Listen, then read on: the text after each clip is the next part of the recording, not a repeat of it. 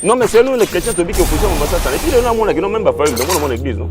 Mais s'il est de l'église réellement, sur Baba, tu vas à comprendre que l'opposition dans ça, là, au fond de Mituna. Parce que moi, il y a l'autre Zali, il y a battu, et dans ma Kamsous. Un combat personnel, on veut. Mais tant qu'il y a une ligne d'opposition. Ce que là, tu tu comprends que il faut que tu aies une union sacrée pour te sauver. Mais je me pose des questions. Quand on au cas, par exemple, à Mong, allez, nous sommes en appelé de cardinal. C'est quelqu'un que je respecte, on a dit moi, mais à Mong, on n'a qu'à donner cette position. Pourquoi on fait cette position? Parce qu'en fait, à Mong, ici au Congo, c'est les représentants de la communauté internationale. À Mong, on a dit cardinal, l'église catholique. Voilà. L'église catholique, c'est une entité. Parce que Pape Yemo Azan Aran, le président de la République, c'est connu à travers les mondes. Pape Azali, par un grand dirigeant et monde, le pape est là. Tout le monde sait. Sauf que tu as la communauté internationale. Quand tout le monde va Joe Biden, Boina Boé, Macron, etc. Oui, c'est comme ça. C'est la même chose qu'on voit sur les papes. Donc, c'est-à-dire qu'en Bongo, ce sont représentants ici. À quoi c'est l'homme soutien? Donc, venant d'un Bongo, ça ne m'étonne pas. À cause de la position de parce que sur la position, comment on va changer cardinal? Nous sommes en Arizona, on ne pas yaka. Naïbsa, on n'a pas parlé, balobini. Bon, on a beaucoup en Afrique. Congo est à côté, Kate. Naïbsa, parce que nous avons dit que les commotions d'Azoï Banabilango. Mauricio, Kebanayo, comme Mekaboy, Bassu, Blango, Tetika. Mais pas Pabi Bolongola, Banani Balongo. Et pourtant, il y a des bateaux Baocha, Maboko. Aïe, Banani Baocha des faux pour Afrique. Oui, pour discriminer. Oh non, mais il faudra le bango, non? Il faudra le bango. Parce que Ezara, soit pour le soit pour le battre. Il n'y a que la lumière et les ténèbres. Ceux qui parlent pas d'aller monter la lumière. À combien de temps les ténèbres? Alors qu'il y a deux poids, deux mesures. On va dire, Rwanda, yo. Bamso comme non, Kagame était Nabiso français, Biso banane, Bango français, Bango voilà. Voilà, ça c'est un coup de maître. Il y a l'autre qui ne parle pas le bango, il ne l'a pas dit. Alors on sait pourquoi par rapport à la diplomatie, il doit monter un bon accord de l'eau moussouté. Ce qu'on a le l'eau moussouté, et vous avez compte d'intérêt à moutou à qui. Est-ce que ça mandat, vous allez voir un Congo nouveau, un Congo fort, un Congo puissant et prospère, un Congo qui va parler de l'Afrique à travers le monde entier.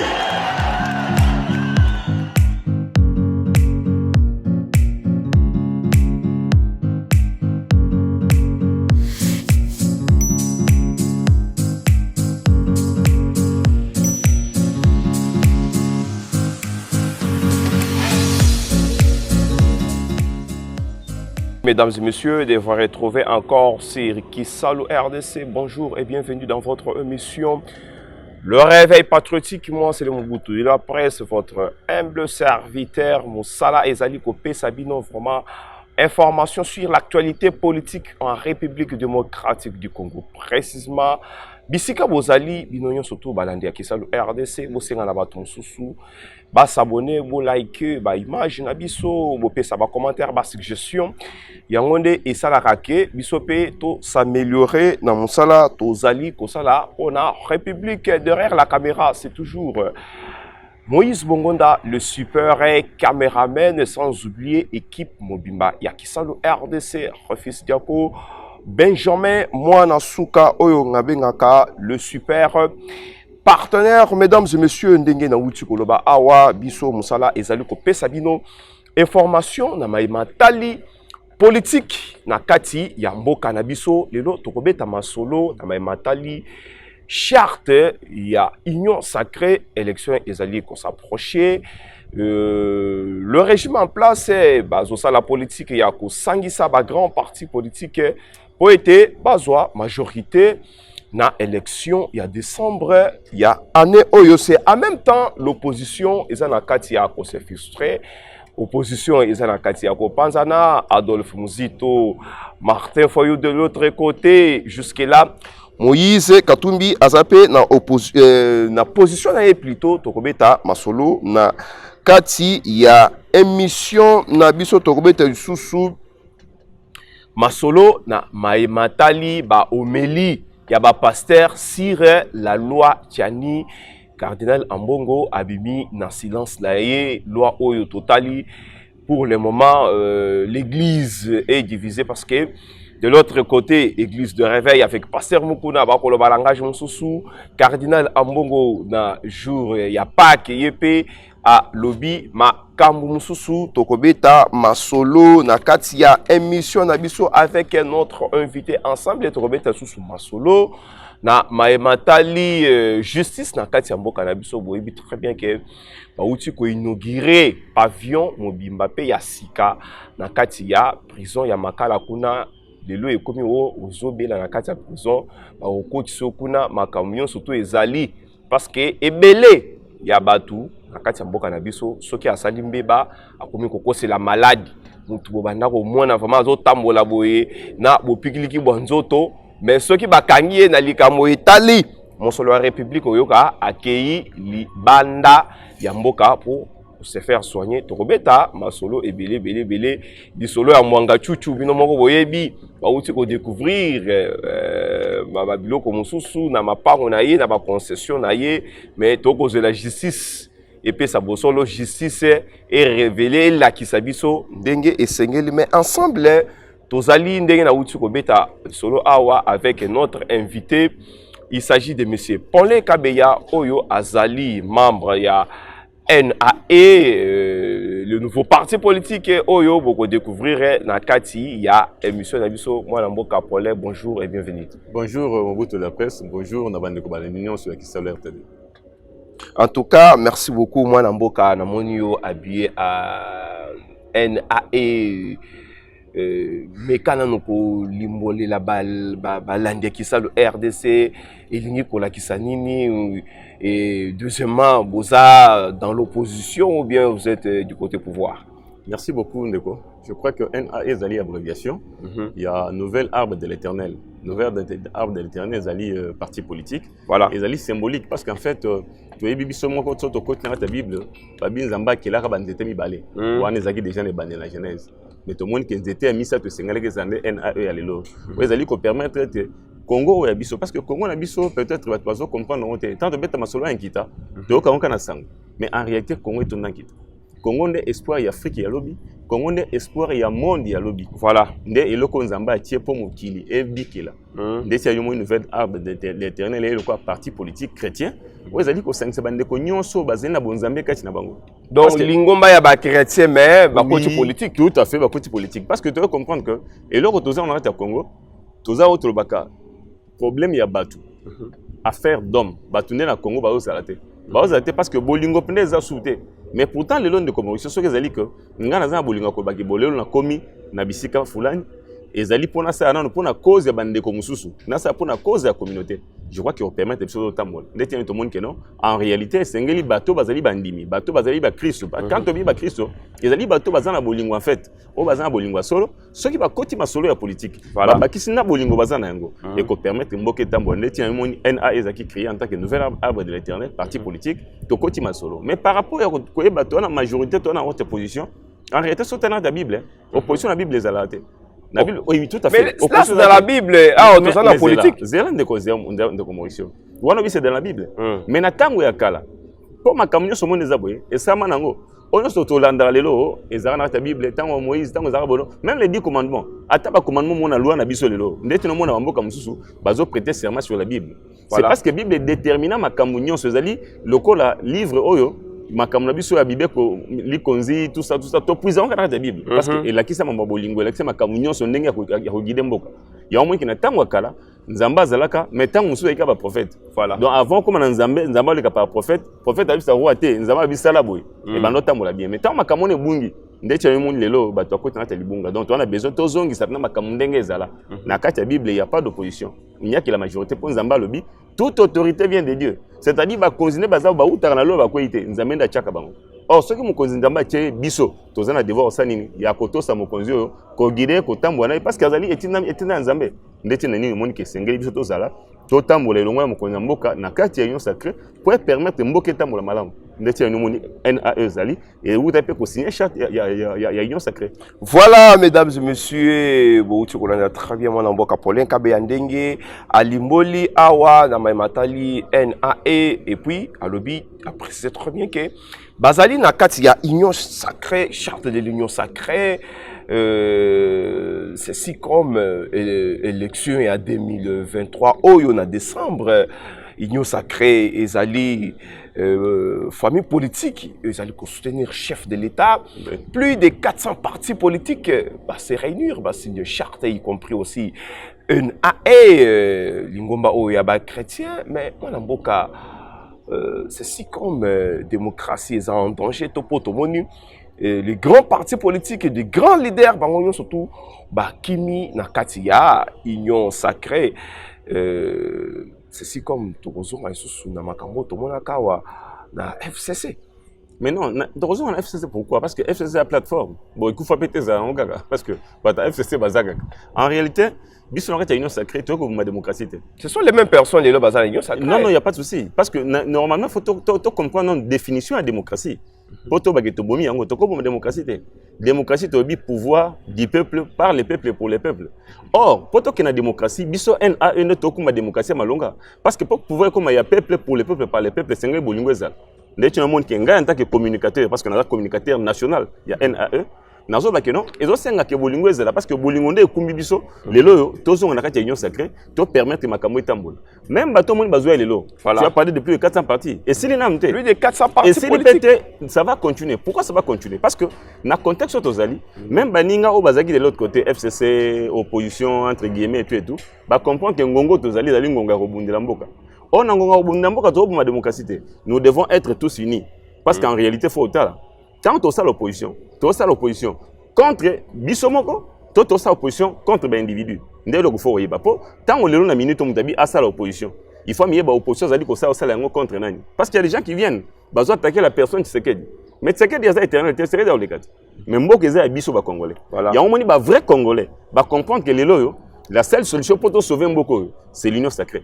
Union sacrée de la nation. Et c'est ce que Linganga et permettre de tourner. Parce que ma union sacrée, Papa Étienne Tshisekedi il avait compris que quand il n'y a pas une union autour, il y a pas valeur nabiso. Autour il y a république. Donc on perd de république nabiso. Balkanisation koya, makamobele koya. Pendant tout ce temps, tout le monde qui est au bout mingi. Et c'est simbité, boye simbité, ba mwanga tutu pai, ba kagame pai, ba boye pai, ba français, ba nani, ba américain so ba nani. Donc ba tout la ba tout bazo ko ben na ndenge na bango. Mais biso ba congolais tonyo comme. Alors les vrais Congolais ont compris de la était et c'est autour de Tshisekedi parce qu'il apporte un espoir. Tout Kangamana peut permettre à ce que Mboké Tambola, démocratie on peut vendre bien. Ah bah la majorité ndenge to monaka wa FCC plus de 350 partis politiques mais pour finir les lois et Panzani direction et aujourd'hui et ça sous FCC. FCC en réalité est différent de l'union sacrée. Union sacrée oui tout à fait. Non non FCC est différent parce que FCC balina makamna moto ebi. Ils ont une plateforme mais bon plateforme de forme pas de fond. Les lois union sacrée tant et bandaka ils ont une plateforme de forme ou bien une plateforme de fait.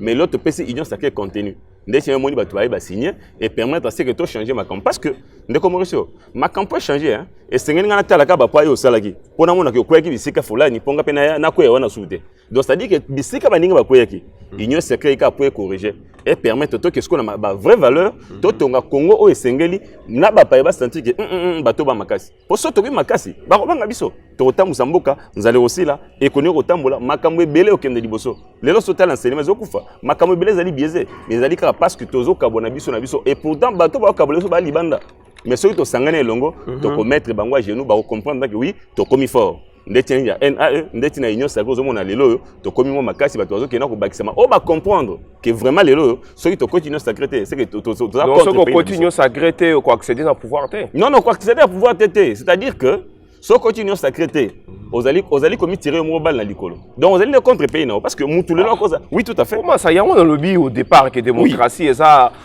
en danger non parce que ndenge vous allez on a lingomba politique munene il y a ba chrétien partout en RDC bokoyi ko loba bon ça va biso to kota union sacrée nous allons faire les choses de notre manière tant élection ko ya bokipe non il n'y a que deux choses il y a l'opposition et la majorité na bandel corruption de bandela que dans la Bible il n'y a pas d'opposant. Les seuls opposants de la Bible à Satan. En dehors de Satan, il y a un opposant Moussou Niazala. Oui, il n'y a pas un autre opposant. Donc, opposition de l'eau, ce sont des diables. Mais on a dit que tout pouvoir, toute autorité vient de Dieu. Donc, Moutou a montré qu'il y a l'opposant, il faut que nous opposant contre Nani. Moi, j'ai dit que Moutou Abi Azali, na Munguna et Tshisekedi dans un individu. On comprendra. Mais soit que non Azali opposant, il faut que nous Azali opposant contre Nani. Pour opposant contre le régime. Régime ou wapi. Parce que moi, je vais vous dire à terme, il y en a dit que non, ceux qui sont mondimi à solo, azali chrétien, azali muta reconnaissant Nzambe à cause de l'opposition. Parce que moi, je suis dans l'opposition, c'est-à-dire que je vais vers les diables. Parce que tout tika, il y a une majorité. Majorité, c'est Dieu, c'est la lumière. Il n'y a que la lumière et les ténèbres. Déjà, il y a l'ingomba, il y a l'union sacrée ou bien il faut opposition pour un équilibre. Vérité, vérité, quand on dit que la démocratie est équilibrée, démocratie, et équilibré, au moins démocratie, démocratie, les pouvoirs du peuple par les peuples et pour les peuples. Donc, les lois de l'union sacrée, nous voulons rendre cette démocratie, une démocratie véritable. Qu'on sente qu'en réalité, le pouvoir est revenu au peuple, pour les peuples et par les peuples. Tout ça a besoin de passer des gestions. Et permettre au peuple et moi de se prendre en charge en réalité. Nous avons dit que notre union sacrée pour nous permettre de tenir son air. Congo et Tamboul. Babiloko qui est ici, qui a saki boisi la nan. Tu as bateau malongo bazaki lelo baché aux affaires. Lobi tobi que Tamboul parce que de Mauricio azali mondimi aza na chrétienté na kati na ye azali na bonzambe na kati na ye. C'est ça ce que nous voulons. Ba chrétien kalo zaki que OK kokota makamate ba politicien. Comme si ba politique a diabolisé, c'était des diables. Mais en réalité non. La politique azali il y a ko diriger cité. C'est-à-dire que les dirigeants bandak non ça politique non les lois tembele lobi to liandunda ici dessus la politique donc et sengeli biso to côté la politique pour comprendre qu'en réalité to zali ko kumba ba valeur au to zarana déjà en tant que chrétien pour mondimi ayi belo comme tout mondimi abe bisarate mondimi ko fingo tende ko Mauricio mondimi ko ina inutilement te soit to ba valeur na to zonk sur la politique lelo à travers l'union sacrée lobi Congo Tambo. Mais c'est en même temps de l'autre côté la Mouka Martin Fayulu Adolphe Muzito, donc ça fait couler en gré salive. Bah, copter M. Kalele, bon, je n'arrive pas à comprendre, c'est si comme l'opposition, et que vous allez attendre, papa, qui sait qu'il dit, où tu connais, est-ce que vous avez un mot à placer pour te clore dans le sujet par rapport à ce qui s'est passé dans l'opposition? Parce que avec tout ça, moi, dans la démocratie, est en danger. Il semblerait que Adolphe Muzito, qu'on a vu dans l'union sacrée, a infiltré la Mouka. Qui a bu boira on a français ngate Nathalie Caméra qui a bu boira so to tende ko fayu le mbali bosote to makambo ele kaka tango bazaka na baninga kuna na la Mouka. Oui donc ezaka makambo asenga ça sous les lots parce qu'en réalité même dans la Mouka les grands leaders c'était ce que tout le monde savait même dans Baké Poto to bera on a retour na bango c'était pas Fayulu. Oh non c'était pas Fayulu tout na yon Fayulu ebi c'est comme ça so tout nka yemo Fayulu tele micro il te dira non c'était pas moi donc ceux qui azaka même on a moto quoi il y a un moment qui babiloko ando sala kala yanga sande lelo bazali ko buna na Adolphe Muzito bwani c'est parce qu'il veut s'accaparer de la Mouka et comme il dit plan mais pourtant la Mouka a plan mais azo bunda akende bon même babiloko moi ba présidence alternative ainsi de suite tout ça a créé beaucoup de choses pour ça que baissé baninga ba kimatique les plans mais Muzito doit comprendre on tabi non tipo yo makamuna kala otika mote azongela musuti lelo il y a un moment qui continue de se faire nous avons na bazon ndongwana mais tant ba ndongwana Muzito a sungaka pour aibisa que non papa plan za yote na otika on pété parce que le savait que Muzito a une union sacrée donc ça dit que la Mouka a une union sacrée c'est qu'ils ont compris mais en réalité la Mouka a failli lutter donc Fayulu voudrait seulement que ça la cage pour nous détourner baninga pourtant ils ont honnêteté c'est ça le problème ils ont honnêteté donc il faut essayer de là tabo moto na kati na biso ndeti on montre que opposition to c'est opposition personnelle opposition individuelle ils ont un sens mais ce que côté ba valeur à comprendre que t'es plan za ngate la Mouka a bana Congo. On dirait la Mouka. C'est ça même le problème de Muzito. Il y a un moment qui est non seulement la Mouka. C'est-à-dire que tu as une union sacrée. C'est ça justement. Si on parle de la Mouka, en réalité, le vrai la Mouka, ils ont une union sacrée. C'est véritable la Mouka. La Mouka, monsieur. Est-ce que l'opposition a vraiment espéré dans les sous les lots? Opposition, je l'ai dit plusieurs fois. Selon vous, les chrétiens? Non, mais c'est nous les chrétiens qui ont opposition à Satan. Et puis, il y a un qui n'ont même pas fallu dans mon église. Non? Mais s'il est de l'église réellement, ça va se à comprendre que l'opposition est là, il faut nous mettre. Parce que moi, il y a le Gozali, il y a Batou, et dans ma Kamsous. Un combat personnel, on veut. Mais tant qu'il y a une opposition, ce que là, tu comprends que il faut que une union sacrée pour sauver le Congo. C'est la vérité. Mesdames et messieurs, toujours dans Mituna, dans la émission, le réveil patriotique, en tout cas, Bolandi, Masolo, Epaï, il y a Abtué, il y a Kisalu, RDC, Monamboka. Aujourd'hui, l'actualité est dominée aussi au Méli. Il y a Cardinal Ambongo. Oyo Azaliko. Il y a vraiment la loi sur la congolité de père et de mère. Et Noël Tiani, vous connaissez très bien cette histoire dans notre pays. Oyo, écoutez-le. na kati ya parlement, député, na kati ya Kota Lango, c'est déjà inscrit dans le calendrier. Mais de l'autre côté, l'église de réveil, avec le pasteur Mukuna, donc, na kati, Yako Bendana, devant le fidèle, qu'est-ce qui se passe encore aujourd'hui? Parce que Kolanda Maloba, il y a Cardinal Ambongo Alobi, c'est une loi qui nous divise, nous, le Congolais. Est-ce que Ambongo Azali na pouvoir, il y a Kopekisa, Kongomani, à travers le Parlement, discuter loi Mokoboye quelconque, parce qu'il y a Azad David. Mais je me pose la question, quand toujours au cas, par exemple, Ambongo, Ali Misanga, PCMbo de Bissika, Azali Tata Cardinal, c'est quelqu'un que je respecte beaucoup pour Nabi Gazali Moutouazana, moi, Maïele, moi, maturité Azali. Mais Ambongo n'a qu'à donner cette position. Pourquoi on peut sa position?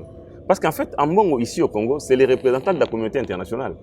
Ambongo Azali cardinal, il y a l'église catholique. Voilà. L'église catholique, c'est une entité. Parce que Pape Yemo Azana Raya, président de la République, c'est connu à travers le monde. Pape Azali, parmi les grands dirigeants du monde, le pape est là. Tout le monde sait. Surtout sur la communauté internationale. Quand tout le monde va Joe Biden, Boina Boye, Macron, ainsi de suite. Oui, c'est comme ça. C'est la même chose qu'on voit aussi les papes. Donc, ça dit qu'Ambongo, c'est son représentant ici. À quoi est-ce que donc, venant d'Ambongo, ça ne m'étonne pas. À cause de la position, parce que si on a une position, on va changer cardinal. Mais le pape était ici à avertir Bango, il faut s'occuper de Matali, l'évangile, que bien matériel, la politique. Et comment le cardinal reste toujours dans sa position? Non, tu sais, monsieur, on a eu zongé la montagne au papa Yaka. Naïpsa, on a même papa le balobini. Bolongo la boko la bino na Afrique. Congo eza à côté kate. Aïpsa yena. Mututa. Parce que ngana na biki ndeko Mauricio na zoyi bana bilango. Na Mauricio ke bana yo komeka ko yiba so bilango tetika. Mais papa bi bolongo la banani balongo. Et pourtant il y a yebi bato ba ocha maboko ayebi. Ayi banani ba osa des faux pour Afrique Congo eza. Ayebi. Ko discriminer. Oh non mais il faudra le bango non. Il faudra le parce que ezara soit kolba soit kolbate. Il n'y a que la lumière et les ténèbres. Ceux qui papa zali mutu la lumière. À combien de temps ténèbres hein? Alors qu'il y a deux poids deux mesures, tu vas dire Rwanda yo na babouena pour les lots. J'ai fait nani chef de l'État. Il a réussi malgré baraté banek aux états de siège, malgré baraté. Mais il a réussi aujourd'hui. Il y a convaincre mon culmon non, c'est le Rwanda, c'est Kagame qui est là. Bamso comme non, Kagame était na biso ba français, biso banani, bango ba français, bango mo. Voilà. Voilà, ça c'est un coup de maître. Ndé loko tozaki qui papa lo mais qu'il l'a pas dit.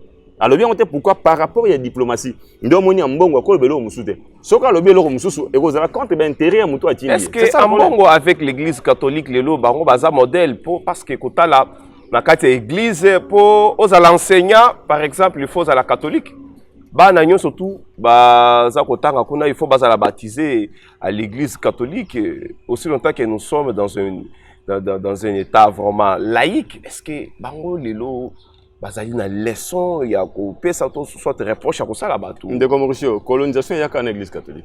Là il faut bon. Et puis changer té. A to beta masolo néocolonialisme. Nabi colonisation ya ka na église catholique. Masolo to beta zali ya néocolonialisme. Ezara colonisation changer ka forme. Parce que si nous parlons de l'église, je ne voudrais pas parler d'Ambongo en tant qu'individu. Nabi c'est quelqu'un que je respecte dans les cardinal, na linga na tika na intégrité na. Mais je voudrais parler de fait. Na makambo ezali ko sala. Voilà. Parce que dans ma camouflage, ça m'a sauté l'église catholique avec les écoles et ainsi de suite. Nous avons moins à attendre en église catholique. Mais ça c'est parmi les écoles les plus chères au Congo. C'est ça. Sauf que moi, il y a d'autres qui n'ont pas de gratuité de l'enseignement, ils n'ont pas patiner. Quelque part, c'est parce que les catholiques se sont opposés. Ouais, bien sûr, ça le fait. Jamais. Mais en réalité, les lois vont enseignement. C'est vrai, bon, que Bissot ne peut pas enseignement à qualité. Mais est-ce qu'enseignement à qualité, il faut à 4 chers? Tout ça dans le Congo, non? Sauf que dans le Bolingo, qui est là, en Zambie. Qu'est-ce qu'on fera? Torocha moto, torocha bolingwanza, pour bon d'accord. Biso to besina minerva to pesina nous exemple parce que école to sala ngona mabonza o bandimi bachaka. Exemple on a biso te église catholique na mbongo. Yama bonza na biso ka dimanche to côté to. Bandimi ba pesaka tout ça. Tout à fait. Le quoi bandimi ba pesa mabonza. Voilà. Tozali ko sana une œuvre chrétienne caritative. To bundara na biso ya caritatif to ça to tandenge nini to bunda to kitsa un peu moins nini l'essentiel ba toi enseignement malonga mais biso la catholique to kitisa. Mais pourquoi un tel projet de loi à la veille des élections ma pour nominer décembre une loi na katia tiroir yamboso donc c'est une façon d'exclure les autres ou bien Ezakaka non exclure d'autre part les cardinals ça raison. Exclure les ennemis de la République là je veux. Toba les autres étaient. Exclure les ennemis de la République, là je veux. C'est en ce sens-là qu'on dit la loi est bonne. Parce qu'en réalité, les lois, c'est vrai, j'ai suivi le chef de l'État par rapport à cette loi. Après, c'est position en tant que chef de l'État, après, c'est position en tant qu'individu. Même tout le monde parle en tant qu'individu. Mais en réalité, tu vas dans le lot, Botika va député pour bazali pour nominer biso. Biso no totini bamba lo bela biso. Ils nous ont concerté, mutu base nae et PCM oh ya ko lo ba par rapport à loi wana. Voilà. Alors, au lieu que chaque individu a les kabonga mbongo na lobby kinganda le kinga ibo non, laissons cette loi. Chani c'est un Congolais comme tous les autres Congolais. Il y a eu le temps à Tanga, nasi kutatanga makambuya un père, parce qu'à l'époque c'était aussi comme ça, un père. Il faut des pères et des mères. Ils ont bisoté, et bana un père. N'a pas payé mon souper zala. Peut-être il y a 5 signes total, ah, mboko père nyoko mingi. Baguerre à l'est, babouina boto, ça dit combien de temps? Au Rolanda boy, zouana n'kaka rapport mapping tala. On comprend que la République est un ennemi belé. Oui, c'est vrai qu'il y a rapport mapping. Oui, les Nations Unies. Il y a aussi des Congolais de pères et de mères au Bazali. C'est pourquoi on a dit que tout ce monde-là, les Congolais de pères et de mères au Balimbo, on a monté. Bac, c'est des magistrats suprêmes. Je ne vois pas le mal qu'il y a dans cette loi. C'est ça le problème. On a dit seulement que Ouazali est ennemi de la République. Donc, si on s'appelle des pères et des mères, quoi que c'est, tu dis, oh yo, Keba, on bosse quoi des pères et des mères. Mais il faut tout taper d'origine. C'est vrai qu'au Congo, tu as ça. J'ai suivi une Nekotoma Louaka. Parce que national, on ça. Mais Thomas Louaka, Kati Makambo, non, Kati Makambo. Quand il est en train de parler d'un enfant de Sénégalais, de ceci. Mais ça, point de vue, en tant qu'individu. Tous les élus du peuple, c'est à eux. Base de loi, examiner. Pourquoi les gens ne veulent pas qu'on examine? Pourquoi ils ne veulent pas? Totika loi et Kende. Ceux qui ont un niveau à parlement, majorité, le but était voté loi. Et ça, Mabé, et ça, séparatiste, c'est au Kaboula. Tout à mieux. Mais ce cas individu, non, c'est pas sérieux. Wanande bateau bani ko Kaboula République, mais la loi n'est pas mauvaise. Laissons cette loi, ils allaient projet de loi. Non, qu'on va voter en votant. Totika yango qui est non à parlement. Bandimba fongola yango bandeko ba solola ba voter yango lo bana mbonga mbonga. Tout on va ko rejeter yango. Ah oui, on peut rejeter. Oui, on peut rejeter. Donc laissons les élus du peuple. Faut on va passer ça mi mandat wana. Base ce côté ko examiner. Omoni, ceux qui vont examiner le monde qui oui effectivement séparatiste, effectivement ça boy pas. Mais ceux qui comprennent que loi oh boy là va traiter yango non on les a normal injure et comme une injonction parce que tout le monde dirait que non bah élu du peuple bazin le ça te ba ibi l'autre. Il faut les laisser. Tika bango mamona qui vous a dit séparatiste ou pas, il faut le laisser. Loi on pense que ceux qui n'a parlement et qui va inscrire en norme loi Tchani ils ont projet de loi. Non mais comme tout loi ils ont projet de loi. Et là que ça projet de loi, je ne vois pas pourquoi ba tout bazali ko s'agiter. C'est un projet de loi. Totika yango et qui est dans parlement bah lui du peuple autoponaki bah mais quand on ko bunda batala souvent moi on a séparatiste wana bango comme ça nous on comprendra et puis autant à commander après voilà. Donc il semblerait que bino na ngambu ya majorité vous allez ko banga Moïse Katumbi ndé vous allez ko ça là parce que il y a un parti politique là il ndé bah ça beaucoup agité à part d'autres personnes qui sont dans l'opposition comme le Fayoulou et qu'on sort. Ah, ne comme Mouche Babaka, français quand on a qui c'est ça mon reveux, c'est Mouche. Ce n'est que ça. Donc ça dit que loi est liquidée. Il y a combien agité. Donc il y a un le Robanga, pour Mutabanga zatin. Pour ça que non loi Tshisekedi on comprendrait que ah Tshisekedi Obanga Moïse Katumbi yango a loi. On appelle ça loi Tchani a Congolais comme Congolais mususu. Après ça on peut singi pululu. Au kutata kasai, pour ça que vous voulez soit kasai, on peut Tshisekedi on aurait dit ah et combien bandeko. Heureusement que c'est encore un signe pour nous de porter cette loi en tant que député. Donc, c'est-à-dire que Mouto Azali ko s'agiter la minute yenda zobanga. Il faut que nous boyo za s'agiter au bangani. Parce que bato quand ça ke batin ba nomination ezagaga. Ngape na kobunda na beti match kuna na kena comité international sona bato na bazongi singate.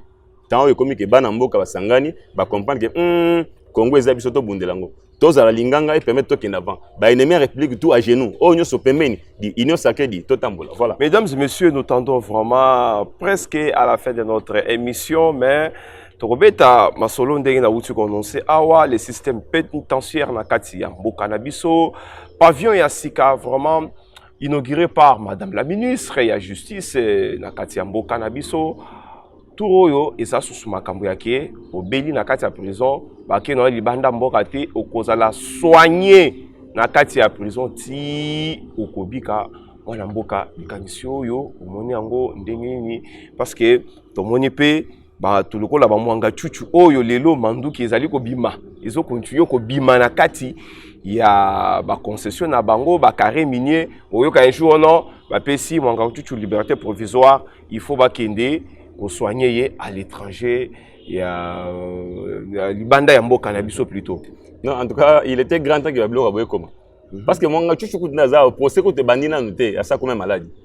Procès bandina noté. Ah mais oui, est-ce que beaucoup ticket moi liberté provisoire ah mais papa. Mais procès zananoté bandit il y a comme ça une fois interpellé par la justice maladie. Ah bando bela. Oh non azana bandini oh mais bandini ndenge nini azarate kuna azala ki président groupe parlementaire bela ita.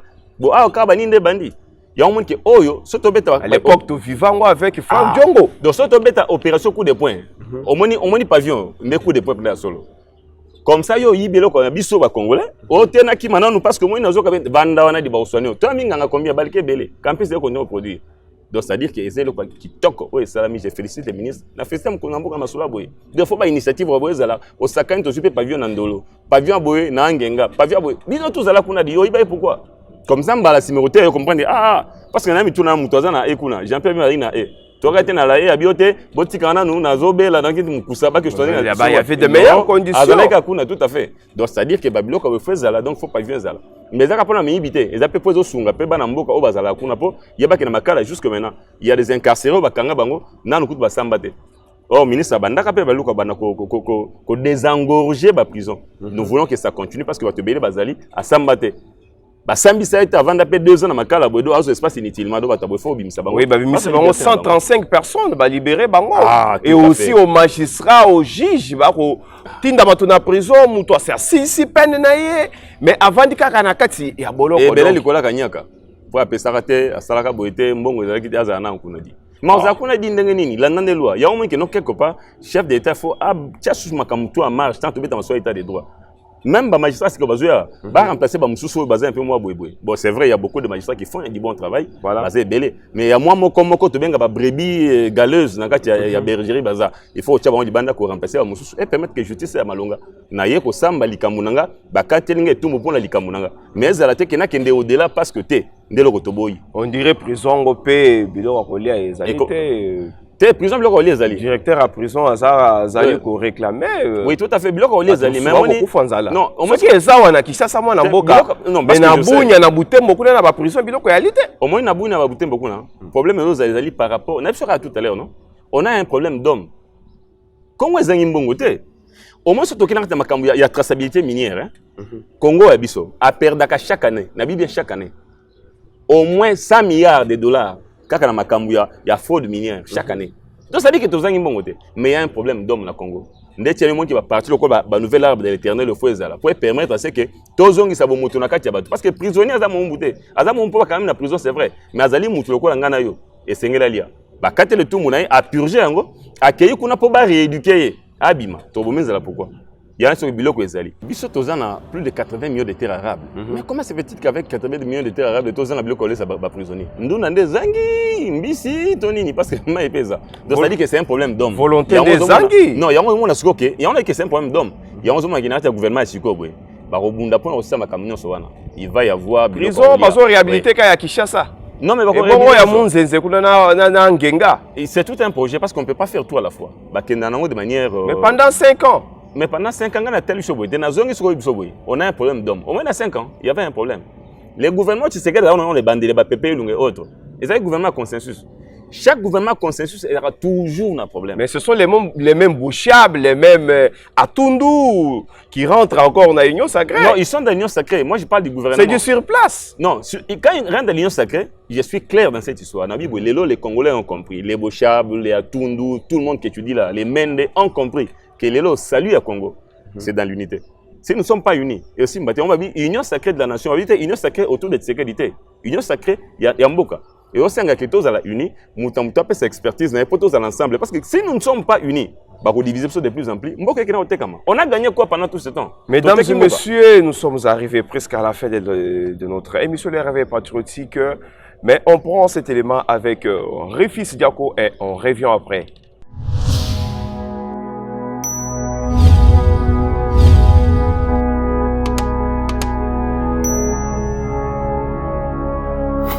Tozana Bosenga na papa Paulin Kabea, papa David Beome, na mama Nizi Lumbu.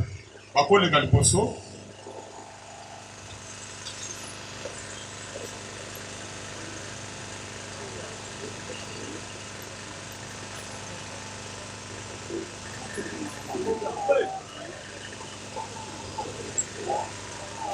Voilà. Je pense que les gens décoré pour la Lelo. Suite, il y a décoration et pour dépendre de Nabino. Au nom du parti, je vous déclare au cadre du parti.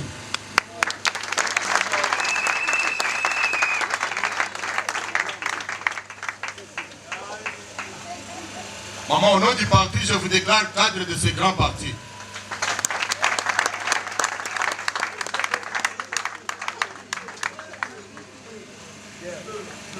Également, je vous déclare au cadre du grand parti MAE. Intouchable. Nous avons nos responsabilités à 26 provinces. Nous avons 26 provinces, Balou Baza, Congo Baza, Basol Baza, Bangala. Et tout ça, la langue est na sekuna. Et nous avons 4 partis au tribalisme et zaté. Na 4 partis au favoritisme et zaté. Monsieur Paulin, je vous déclare au cadre et communicateur national de notre parti. Monsieur David, je vous déclare au cadre du parti et chargé de l'organisation et de l'implantation de la jeunesse au niveau national. Mukuma oto pesibino, to pesibino mukuma ya lembate, to pesibino mukuma ya Congo mobi, mobimba. Oya kosima bino asimbinga. Et chaque pomino volate est à bokonzi monnaie na pesibino. Celui qui vous touche l'union sacrée. Et qui touche l'union sacrée touche Félix Antoine Tshisekedi Tshilombo, signateur de la charte de l'union sacrée de la nation. Je suis je suis dans la conférence des présidents des partis politiques de l'union sacrée. Dès boza boye, boza bato ba bosakana binote. Bino pe bosakana bato te. Soyez les bienvenus dans la famille. Les documents du parti. Les drapeaux vous seront donnés après. Il y a le statut et le règlement intérieur. Nous allons vous envoyer la charte de l'union sacrée de la nation qui va vous permettre d'aider nos jeunes gens et nos mamans ici à Lemba. Je vous souhaite un heureux mandat au sein de notre parti. Que Dieu vous bénisse.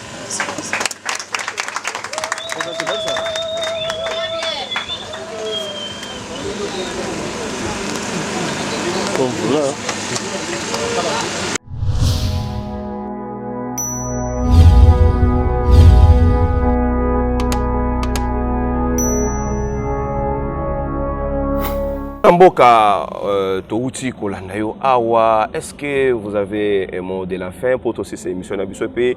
Un petit commentaire par rapport il y a adhésion à Bino, il y a une structure dans le parti politique NAE ou expliquer qui ça le RDCP au pays sans vraiment par rapport il y a une mission d'Abisopé d'engager tout développer actualité.